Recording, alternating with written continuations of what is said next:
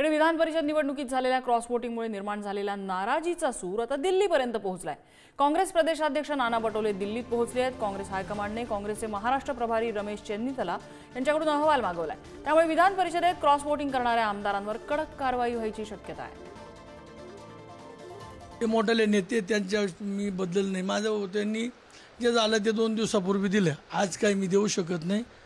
थोरात साहेब असतील, पटोले साहेब हे मोठे नेते आणि त्यांचा अधिकार आहे, त्यांनाही जरी गागले असतील, समजा त्यांना वाटलं पक्षाची बदनामी होती, सगळं बदनामी होती, परंतु त्यांनी तो राग व्यक्त केला।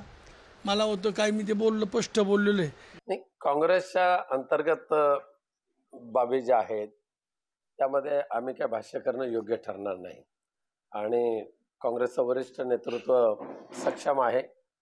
कुरबुरी काय वगैरे असतील, मतभेद असतील तर ते मिटवायला आणि पक्ष चांगल्या पद्धतीने चालवायला।